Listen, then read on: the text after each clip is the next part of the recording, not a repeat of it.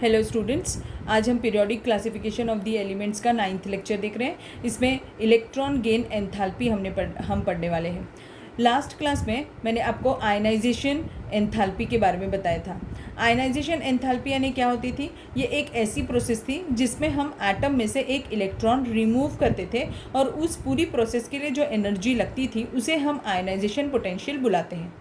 But अभी electron gain enthalpy नाम से समझ में आ रहा है, इलेक्ट्रॉन गेन करना है और उस गेन करने में जो एनर्जी लगती है उसे हम इलेक्ट्रॉन गेन एंथैल्पी बुलाते हैं।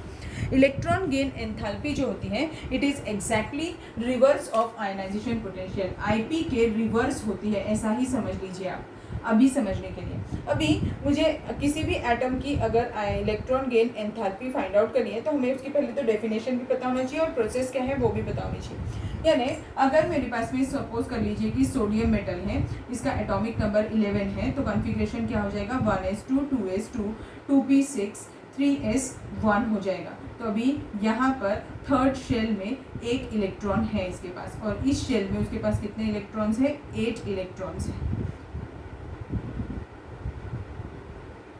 और इस शेल में 2 इलेक्ट्रॉन्स है। अब आपको करना क्या है? इसमें एक इलेक्ट्रॉन ऐड करना है। अगर मुझे एक इलेक्ट्रॉन ऐड करना है तो इस पूरी प्रोसेस को हम क्या बुलाते हैं? Electron gain enthalpy. अब किसी भी एटम में इलेक्ट्रॉन कब ऐड कर सकते, कहाँ ऐड करेंगे हम इलेक्ट्रॉन? कहाँ ऐड करेंगे हम? उसके आउटर मोस्ट ऑर्बिट पे। और फिर उस केस के लिए भी एनर्जी क्या होगी? जब भी आप एटम ऐड कर रहे होंगे तो वो क्या होगा? ये एनर्जी रिलीज भी ये एनर्जी जो होती है ये रिक्वायर्ड भी हो सकती है या फिर रिलीज भी हो सकती है। डिपेंड करेगा कि आपने कैसा एटम लिया है, आप किस एटम में इलेक्ट्रॉन ऐड करने वाले हैं, वो डिसाइड करेगा कि एनर्जी रिक्वायर्ड होगी या एनर्जी रिलीज होगी। ठीक है, अब देखिए एनर्जी रिक्वायर्ड या रिलीज का क्वेश्चन क्यों अराइज हो रहा है। आयनाइजेशन पोटेंशियल में क्या होता था? वहाँ पर हमें इलेक्ट्रॉन रिमूव करना था। हमें इलेक्ट्रॉन रिमूव करना है मीन्स हमें इलेक्ट्रॉन को बाहर निकाला है, तो मेरा ही काम है, इसीलिए मैं ही एनर्जी लगाऊंगी, तो उसमें एनर्जी रिक्वायर्ड होती थी। यहाँ पर क्या है? मुझे एक इलेक्ट्रॉन ऐड करना है। अब अगर मैं इलेक्ट्रॉन ऐड करूंगी तो 2 केस हो सकती है। एक तो ये एटम जल्दी से इलेक्ट्रॉन ले ले, या फिर ये एटम इलेक्ट्रॉन लेने में बिल्कुल भी इंटरेस्टेड ना हो तो वो इलेक्ट्रॉन को आने के लिए रिपेल करेगा, वो नहीं चाहिए रहेगा। उस केस में मुझे एनर्जी लगाकर, यानी मुझे एनर्जी रिक्वायर्ड होगी जब मैं इलेक्ट्रॉन ऐड कर रही होंगी। अगर सपोज करो उसे इलेक्ट्रॉन चाहिए होगा, इनर्ट गैस कन्फिग्रेशन मिल रहा होगा उसका और उसे इलेक्ट्रॉन चाहिए होगा, तो वो तो इलेक्ट्रॉन कितने भी दूर हो वो उसको बहुत फोर्सफुली अट्रैक्ट कर लेगा और ले लेगा अपने पास। तो अगर वो फोर्सफुली अट्रैक्ट करके ले रहा होगा तो इलेक्ट्रॉन खुद चल के आ रहा है दौड़कर, तो अगर इलेक्ट्रॉन खुद चल के आ रहा है, देखा होगा हम भी जब दौड़ते हैं तो हमारी एनर्जी कम हो रही होती है तो हम एनर्जी रिलीज कर रहे होते हैं। वैसे ही अगर इलेक्ट्रॉन खुद हो करके वो अट्रैक्ट कर रहा है और ले रहा है अपने पास, तो उस केस में भी एनर्जी क्या होगी? रिलीज होगी। मीन्स इलेक्ट्रॉन्स जब हम किसी एटम में ऐड करते हैं तो वो क्या हो सकती है? एनर्जी रिक्वायर्ड भी हो सकती है या फिर एनर्जी रिलीज्ड भी हो सकती है।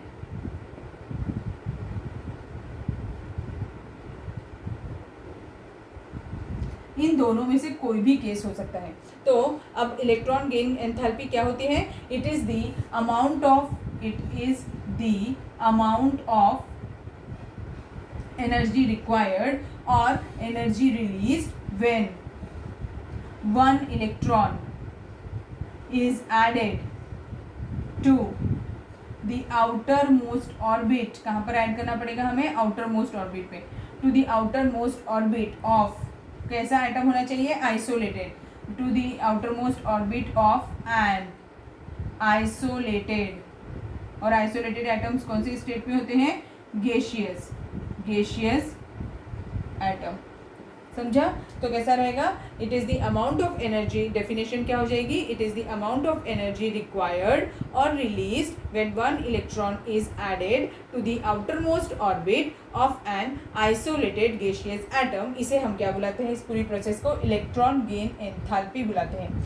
जैसे मैंने आपको बताया था आयनाइजेशन पोटेंशियल एनर्जी भी क्या थी? एनर्जी है। वैसे ही सेम इलेक्ट्रॉन गेन एंथैल्पी भी क्या है? एनर्जी है। तो इसका यूनिट क्या हो जाएगा? किलो जूल्स पर मोल यूनिट हो सकता है इसका। तो इसका यूनिट क्या है? Unit of ionization electron gain enthalpy क्या है? किलो जूल पर मोल। आप सिर्फ जूल भी बोल सकते हैं अगर आपने वर्गमूल के लिए ही लिया है तो। ठीक है, अब ये प्रोसेस कैसी मैंने बताई आपको, एनर्जी रिक्वायर्ड भी हो सकती है, एनर्जी रिलीज भी हो सकती है। तो ये जो रिएक्शन है ये एक्सोथर्मिक भी हो सकती है या फिर एंडोथर्मिक भी हो सकती है। Means electron gain enthalpy either exothermic और एंडोथर्मिक होगी। अगर ये एक्सोथर्मिक है तो उस केस में एनर्जी कैसी होगी इसकी, नेगेटिव होगी, और अगर ये एंडोथर्मिक है तो एनर्जी कैसी होगी, पॉजिटिव होगी। तो वैल्यू से देखकर भी हम पता कर सकते हैं कि उसकी एनर्जी कैसी है, प्रोसेस कैसी है, एक्सोथर्मिक है या फिर एंडोथर्मिक है। ठीक है, जैसे हम आयनाइजेशन पोटेंशियल मैक्सिमम कितनी मेजर कर सकते थे किसी भी एटम की, 3, वैसे ही सेम इलेक्ट्रॉन गेन एंथैल्पी भी हम कितनी मेजर कर सकते हैं, मैक्सिमम 3 इलेक्ट्रॉन गेन एंथैल्पी हम मेजर कर सकते हैं। इसको शॉर्ट में हम लिखते हैं EGE, इलेक्ट्रॉन गेन एंथैल्पी। ठीक है, पहले, अब तो हम इलेक्ट्रॉन गेन एंथैल्पी ही यूज़ करते हैं, बट पहले एक वर्ड यूज़ करते थे इलेक्ट्रॉन गेन एंथैल्पी के लिए, इलेक्ट्रॉन एफिनिटी। इसे इलेक्ट्रॉन एफिनिटी भी बुलाते थे, बट अब हमने इसे इलेक्ट्रॉन एफिनिटी बुलाना बंद कर दिया। Electron affinity means what, electron affinity means attraction of electron को हम इलेक्ट्रॉन गेन एंथैल्पी या इलेक्ट्रॉन एफिनिटी बुलाते थे। बट हर एटम को के पास में अट्रैक्शन हो इलेक्ट्रॉन के लिए ऐसा ज़रूरी नहीं है, इसीलिए अब हम इसको इलेक्ट्रॉन एफिनिटी नहीं वर्ड यूज़ करते, हम क्या वर्ड यूज़ करते हैं, electron gain enthalpy word use करते हैं। ठीक है, समझा यहाँ तक? अभी मैंने क्या बताया, हम यहाँ पर एक एडिशनल इलेक्ट्रॉन ऐड कर रहे होते हैं एटम के अंदर। ठीक है, अब जनरली इलेक्ट्रॉन गेन एंथैल्पी जो होती है वो नेगेटिव वैल्यू ही होती है, मैक्सिमम टाइम ये नेगेटिव वैल्यू होती है। सिर्फ कुछ ही एलिमेंट्स हैं जो positive electron gain enthalpy show करते हैं, जैसे example inert gas elements. Inert gas elements तो कभी भी नहीं चाहेंगे कि वो इलेक्ट्रॉन ले, क्योंकि वो तो कंप्लीटली फिल्ड है, स्टेबल है उनका इलेक्ट्रॉनिक कन्फिग्रेशन। अगर इलेक्ट्रॉनिक कन्फिग्रेशन कंप्लीटली फिल्ड है, स्टेबल है, तो वो इलेक्ट्रॉन लेगा ही नहीं, वो हमेशा रिपल करेगा। अगर वो रिपल करेगा तो आपको फोर्सफुली इलेक्ट्रॉन ऐड करना होगा, और अगर आप फोर्सफुली इलेक्ट्रॉन ऐड करोगे तो एनर्जी रिक्वायर्ड होगी, और अगर एनर्जी रिक्वायर्ड होगी तो उसकी वैल्यू क्या होगी, पॉजिटिव। ठीक है, तो हमेशा याद रखिए आप, अगर एनर्जी रिक्वायर्ड होगी तो आपकी एनर्जी की वैल्यू क्या होगी, पॉजिटिव, और अगर एनर्जी रिलीज होगी तो वैल्यू क्या होगी, नेगेटिव। ठीक, जो इनर्ट गैस एलिमेंट्स होते हैं वो हमेशा positive electron gain enthalpy show करते हैं। नोट डाउन करके रखिए ये चीज़। अब नेक्स्ट टॉपिक पढ़ते हैं, factors on which electron gain enthalpy depends. तो अब वो कौन से फैक्टर्स है जिस पे इलेक्ट्रॉन गेन एंथैल्पी डिपेंड करती है, तो सबसे फर्स्ट फैक्टर है न्यूक्लियर चार्ज। न्यूक्लियर चार्ज पे डिपेंड करता है। अगर न्यूक्लियर का चार्ज बहुत स्ट्रॉन्ग है, बहुत ज़्यादा है, तो फोर्स ऑफ अट्रैक्शन भी ज़्यादा होगा, तो मीन्स उसकी electron gain enthalpy more negative रहेगी उस केस में। तो न्यूक्लियर चार्ज पर भी इलेक्ट्रॉन गेन एंथैल्पी डिपेंड करती है। सेकेंड पॉइंट है साइज ऑफ द एटम। अगर एटम का साइज बहुत बड़ा होगा तो भी उसमें इलेक्ट्रॉन ऐड करना मुश्किल होगा, क्योंकि उस एटम का अपने ही खुद के इलेक्ट्रॉन के लिए अट्रैक्शन नहीं है, क्योंकि साइज़ बड़ा है, तो बाहर वाले इलेक्ट्रॉन के लिए क्या रहेगा। इसीलिए अगर साइज़, एटम का साइज़ बड़ा रहता है तो आपको खुद होकर इलेक्ट्रॉन उसमें ऐड करना पड़ता है, मीन्स उसकी नेगेटिव वैल्यू कम हो जाएगी फिर उस केस में। ठीक है, और थर्ड फैक्टर है इलेक्ट्रॉनिक कन्फिगरेशन। ये इंपॉर्टेंट फैक्टर है, इलेक्ट्रॉनिक कन्फिगरेशन। इलेक्ट्रॉनिक कन्फिग्रेशन पे भी डिसाइड होगा, जैसे अगर हाफ फील्ड है तो आप उसमें इलेक्ट्रॉन ऐड नहीं कर सकते, बहुत मुश्किल जाएगा इलेक्ट्रॉन ऐड करना, उसकी वैल्यू तो ज़ीरो ही आने वाली है फिर अगर हाफ फील्ड है तो। या फिर वो कम्प्लीटली फिल्ड है तो भी वो इलेक्ट्रॉन ऐड नहीं करने देगा, तो उस केस में भी आपके इलेक्ट्रॉन गेन एंथैल्पी की वैल्यू ज़ीरो हो जाएगी। इसीलिए हाफ फील्ड या कम्प्लीटली फिल्ड भी रहा तो भी इलेक्ट्रॉन गेन एंथैल्पी की वैल्यू वेरी करने वाली है। ठीक, अब हम पढ़ेंगे नेक्स्ट पॉइंट, ट्रेंड्स। इसके सिर्फ यही 3 फैक्टर्स है। First factor nuclear charge, second factor size of atom, और third factor electronic configuration. Ionisation potential में बहुत सारे फैक्टर्स पढ़ाए थे मैंने आपको, पेनिट्रेशन इफेक्ट, स्क्रीनिंग इफेक्ट, वो सब यहाँ ज़रूरत नहीं है, इसीलिए हम नहीं पढ़ रहे हैं। अब हम देखेंगे variations in group. Variation in group में when we move from top to bottom in any group, जैसे एग्जांपल ले लेती हूँ, lithium, sodium, potassium, rubidium, caesium, francium. Francium radioactive element है, इसलिए हम उसका कंसीडर नहीं करते।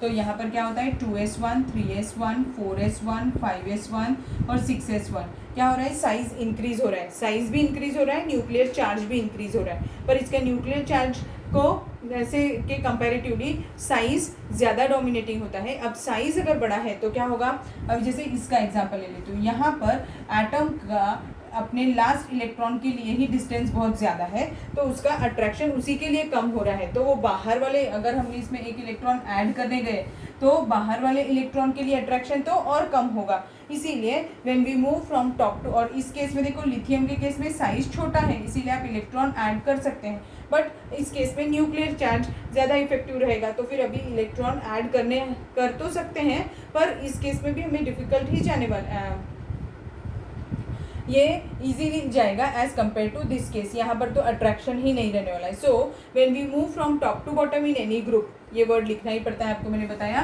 When we move from top to bottom in any group, ionization potential, ionization electron gain, sorry not ionization, electron gain enthalpy क्या होती है, decrease होती है। इलेक्ट्रॉन गेन एंथैल्पी क्या होती है, डिक्रीज होती है, और इसकी नेगेटिव वैल्यू ही रहेगी, पर वो नेगेटिव वैल्यू भी डिक्रीज होते चले जाएगी। यानी एग्जांपल ले लेती हूँ मैं, यहाँ पर अगर सपोज करो कुछ 72 वगैरह है, तो यहाँ पर 46 होगी, मीन्स ये क्या हो रही है, डिक्रीज हो रही है। टॉप टू बॉटम जब भी हम मूव करेंगे तो EGE क्या होती है, डिक्रीज होती है। ठीक है, समझ में आ गया। फिर ये वेरिएशन इन ग्रुप। अब हम नेक्स्ट पढ़ेंगे वेरिएशन इन पीरियड। अब नेक्स्ट है वेरिएशन इन पीरियड। अब सेकेंड पीरियड का एग्जांपल ले लेते हैं, lithium, beryllium, boron, carbon, nitrogen, oxygen, fluorine and neon. तो अब क्या होगा, when we move from left to right in any, left to right in any period, क्या होता है, इसमें डिस्टेंस जो है वो सेम रहता है। आपको बताया है मैंने ये चीज़, ये सभी में 2 ही शेल रहने वाले। अगर डिस्टेंस सेम रहेगा और न्यूक्लियर चार्ज इंक्रीज होने वाला है, इसका 3 है, इसका 4 है, इसका 5 है, 6, 7, 8, 9, 10, मीन्स न्यूक्लियर चार्ज बढ़ रहा होगा। अगर न्यूक्लियर चार्ज बढ़ रहा होगा तो फोर्स ऑफ अट्रैक्शन इंक्रीज हो रहा होगा। अगर फोर्स ऑफ अट्रैक्शन इंक्रीज हो रहा होगा तो इलेक्ट्रॉन बहुत जल्दी अट्रैक्ट हो जाएगा और वो इजीली ऐड भी हो जाएगा। तो अगर इलेक्ट्रॉन इजीली ऐड हो जाएगा तो क्या होगा, इलेक्ट्रॉन अट्रैक्ट हो रहा है, मीन्स इलेक्ट्रॉन खुद चल के आ रहा है। तो अगर खुद चल कर आ रहा है तो उसकी एनर्जी रिलीज हो रही है। Means when we move from left to right in any period, क्या होता है कि एनर्जी जो होती है मोर एंड मोर नेगेटिव होते चले जाती है। ठीक है, बट उसमें भी कुछ सर्टेन इरेगुलरिटीज़ होती हैं, वो हम एक्सेप्शनल केसेस में अलग से पढ़ेंगे। तो अभी आप बस इतना समझ लीजिए, when we move from left to right in any period, electron gain enthalpy जो होती है वो क्या होती है, इंक्रीज होते जाती है। ठीक है, but there are certain irregularities, वो हम एक एक करके पढ़ लेंगे बाद में। चलिए आपको बता देती हूँ मैं कि कैसे इरेगुलरिटीज़ होती है। जैसे लिथियम का केस है, लिथियम के केस में क्या होने वाला है, 2s1 है, और बेरिलियम में 2s2 है। यहाँ पर 2s2 2p1 है, यहाँ पर 2s2 2p2 है, ये 2s2 2p3, 2s2 2p4, 2s2 2p5 और ये 2s2 2p6। अब देखिए इसमें इलेक्ट्रॉन ऐड करना है, इजी है, तो इसके ये जल्दी से इलेक्ट्रॉन ऐड कर लेगा क्योंकि ये अनपेयर्ड है, इसीलिए इसमें इलेक्ट्रॉन ऐड हो जाएगा। इस केस में इलेक्ट्रॉन की इसको ज़रूरत नहीं है क्योंकि ये फिल्ड है, कम्प्लीटली फिल्ड है इसका ऑर्बिटल, इसीलिए ये तो इलेक्ट्रॉन ऐड ही नहीं करेगा। तो इसकी इलेक्ट्रॉन गेन एंथैल्पी जो है वो 0 होने वाली है बेटा। ठीक है, इसकी इलेक्ट्रॉन गेन एंथैल्पी 0 रहेगी। ये लेने में नहीं, ये देने में इंटरेस्टेड है, इसीलिए इसकी भी इलेक्ट्रॉन गेन एंथैल्पी क्या होगी, कम होगी, बट लिथियम से तो ज़्यादा ही रहने वाली है। और कार्बन इलेक्ट्रॉन लेने में इंटरेस्टेड है क्योंकि एक इलेक्ट्रॉन लेने से वो तो हाफ फील्ड हो जाएगा ना, इसीलिए ये एक इलेक्ट्रॉन लेने के लिए इंटरेस्टेड है। ये इलेक्ट्रॉन लेने में बिल्कुल भी इंटरेस्टेड नहीं है क्योंकि ये हाफ फील्ड है, स्टेबल है, इसीलिए तो इसकी भी इलेक्ट्रॉन गेन एंथैल्पी जो होती है वो 0 होती है। ठीक, ऑक्सीजन ये इलेक्ट्रॉन लेने में नहीं, ये इलेक्ट्रॉन देने में इंटरेस्टेड है, इसीलिए इसकी इलेक्ट्रॉन गेन एंथैल्पी थोड़ी कम रहती है। फ्लोरीन अगेन इसको तो बहुत ज़्यादा ज़रूरत है इलेक्ट्रॉन की, ये एक इलेक्ट्रॉन लेने से तो नियॉन बन सकता है, मीन्स ये इसको इलेक्ट्रॉन बहुत जल्दी ही अपनी तरफ अट्रैक्ट करेगा, तो इसकी जो इलेक्ट्रॉन गेन एंथैल्पी की वैल्यू होगी वो सबसे ज़्यादा नेगेटिव होगी, मींस हाईएस्ट रहती है, हाईएस्ट नेगेटिव वैल्यू होती है इनकी उनके रिस्पेक्टिव पीरियड में। और नियॉन जो होते हैं उनमें भी अगर हमें इलेक्ट्रॉन गेन, उसमें इलेक्ट्रॉन डालना है अगर आपको, तो बहुत ज़्यादा एनर्जी लगेगी। क्यों? क्योंकि वो तो कम्प्लीटली फिल्ड है, स्टेबल है configuration, they are not at all interested to take an electron, but अगर आपको डालना है तो आपको एनर्जी बहुत ज़्यादा लगेगी, इसीलिए इसकी इलेक्ट्रॉन गेन एंथैल्पी जो होती है वो क्या होती है? पॉजिटिव होती है। ठीक, so this was all about the variation in period. So this much is enough for today's class. Thank you.